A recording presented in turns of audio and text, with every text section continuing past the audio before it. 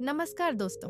आज हम आपको एक ऐसे आयोजन के बारे में बताएंगे जो न केवल भारत का बल्कि पूरे विश्व का सबसे बड़ा आध्यात्मिक मेला है। जी हाँ, हम बात कर रहे हैं कुंभ मेला 2025 की, जो प्रयागराज में आयोजित हो चुका है। यह मेला हिंदू धर्म की आस्था, संस्कृति और परंपराओं का अद्भुत संगम है। तो चलिए आज के इस वीडियो में हम जानेंगे कुंभ मेले के महत्व, इसकी खासियतों और यहाँ तक कैसे पहुँचे तथा यहाँ ठहरने की व्यवस्थाओं के बारे में। तो कुंभ मेला भारत की धार्मिक और आध्यात्मिक विरासत का प्रतीक है।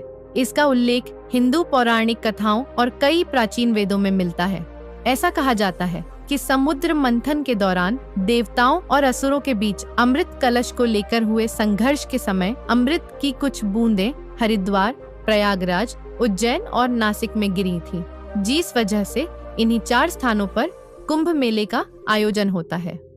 कुंभ मेला जब प्रयागराज में लगता है तो यह विशेष ज्योतिषीय गणनाओं और ग्रहों की स्थिति के आधार पर निर्धारित होता है। विशेष रूप से बृहस्पति ग्रह का कुंभ राशि में प्रवेश और सूर्य का मकर राशि में होना कुंभ मेले के आयोजन के लिए आदर्श स्थिति मानी जाती है।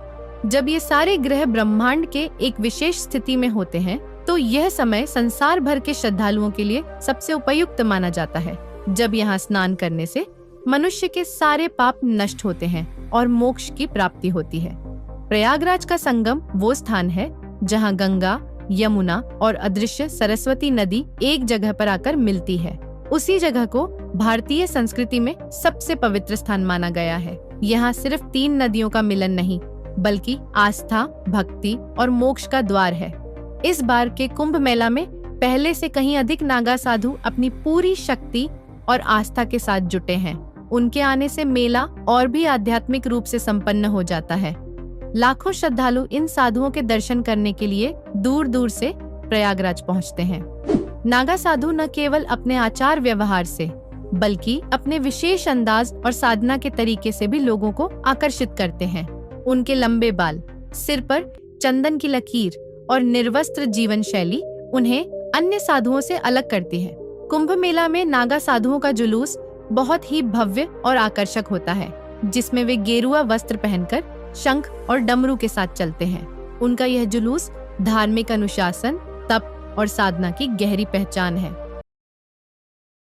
तो आपके सामने 3 विकल्प हैं: सड़क मार्ग, हवाई मार्ग और रेल मार्ग। सबसे पहले हवाई मार्ग को देखें तो अगर आप जल्दी से प्रयागराज पहुंचना चाहते हैं तो हवाई यात्रा सबसे सुविधाजनक तरीका होगा। प्रयागराज का बमरौली एयरपोर्ट शहर के केंद्र से लगभग 12 किलोमीटर दूर है और यहाँ से आप टैक्सी या ऑटो के जरिए संगम घाट तक आसानी से पहुँच सकते हैं। दिल्ली, मुंबई, कोलकाता और अन्य बड़े शहरों से प्रयागराज के लिए फ्लाइट्स उपलब्ध हैं। लेकिन ध्यान रखें कि कुंभ मेला के दौरान एयरपोर्ट पर भारी भीड़ हो सकती है, इसलिए फ्लाइट्स पहले से बुक कर लें तो अच्छा रहेगा।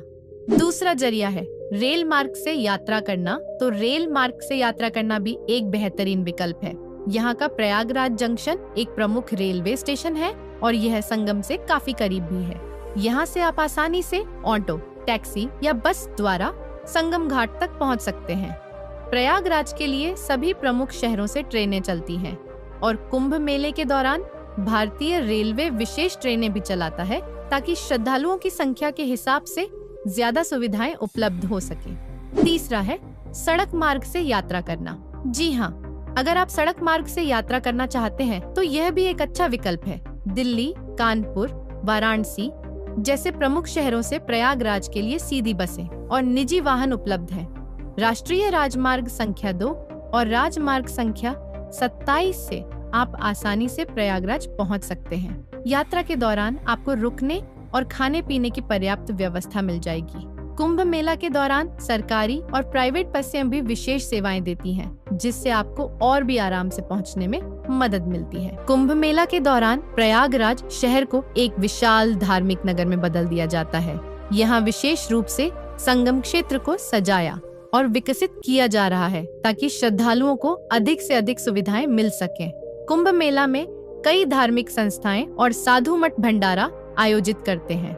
मतलब होता है कि यहाँ पर आने वाले सभी श्रद्धालुओं को मुफ्त में खाना खिलाया जाए तथा यह भोजन आमतौर पर साधारण लेकिन पौष्टिक से भरपूर होता है। जैसे दाल चावल, रोटी सब्जी और हलवा शामिल है। और आइए अब जरा जानते हैं कुंभ मेला 2025 की खासियत और एक की टाइमिंग के बारे में। तो कुंभ मेला 2025 14 जनवरी से शुरू होकर 26 अप्रैल तक चलेगा। इस दौरान संगम पर पवित्र स्नान की विशेष तिथियां हैं। मकर संक्रांति, मौनी अमावस्या, बसंत पंचमी और महाशिवरात्रि जैसे पर्व कुंभ मेले के मुख्य आकर्षण हैं। यहाँ का वातावरण पूरी तरह आध्यात्मिक हो जाता है। श्रद्धालु पवित्र स्नान करते हैं। साधु संत अपने ज्ञान और प्रवचनों से लोगों को मार्गदर्शन देते हैं और अखाड़ों की शोभा यात्राएं मन मोह लेती हैं। कुंभ मेले का हर पल जीवन में आध्यात्मिक ऊर्जा भर देता है। कुंभ मेले में संगम पर उमड़ने वाली भीड़ सिर्फ स्नान के लिए नहीं आती, बल्कि उस दिव्यता को अनुभव करने आती है जो यहाँ के वातावरण में बसती है। साधु संतों की उपस्थिति, अखाड़ों के जुलूस और भक्तों की आस्था इस आयोजन को भव्य और अद्वितीय बनाते हैं। संगम पर किया गया हर स्नान और हर प्रार्थना आपको न केवल आध्यात्मिक शांति देता है, बल्कि देवलोक से आए देवताओं से साक्षात आपकी आत्मा का मिलन करवाते हैं। कुंभ मेला 2025 प्रयागराज में कैसे पहुँचे और यहाँ क्या व्यवस्था है, अब ये जान लेते हैं। तो अगर आप भारत के किसी भी ठहरने की व्यवस्था देखें तो कुंभ मेला के दौरान प्रयागराज में अस्थायी टेंट सिटी बनाई गई है, जहां लाखों श्रद्धालु ठहर सकते हैं। ये टेंट सस्ती और आरामदायक सुविधाओं के साथ होते हैं, जिससे ज्यादा श्रद्धालु यहां ठहरने के लिए आ सकते हैं। इसके अलावा शहर में धर्मशालाएं और आश्रम भी उपलब्ध हैं। वहीं अगर आप ज्यादा आरामदायक व्यवस्था चाहते हैं तो शहर के होटल्स में भी रुक सकते हैं, लेकिन ध्यान रखें कि कुंभ मेला के समय होटल्स में पहले से बुकिंग करवाना बेहतर रहेगा और कुंभ मेला के दौरान होटल्स के रेट काफी महंगा भी मिलेगा। यात्रा से पहले कुछ ध्यान रखने योग्य बातें। कुंभ मेला के दौरान प्रयागराज में दुनिया भर से लाखों लोग आते हैं, इसलिए यात्रा के दौरान आपको सुरक्षा और अपनी चीजों का ख्याल रखना जरूरी है। स्नान की तारीखों और दिशा निर्देशों के बारे में सही जानकारी लेकर ही यात्रा पर निकलें। तो दोस्तों, अगर आप 2025 में कुंभ मेले का हिस्सा बनने की योजना बना रहे हैं तो अभी से अपनी तैयारी शुरू कर दें। इस अद्वितीय आयोजन का अनुभव आपको न केवल भक्ति और आस्था से भर देगा, बल्कि यह आपके जीवन को नई दिशा भी देगा। धन्यवाद।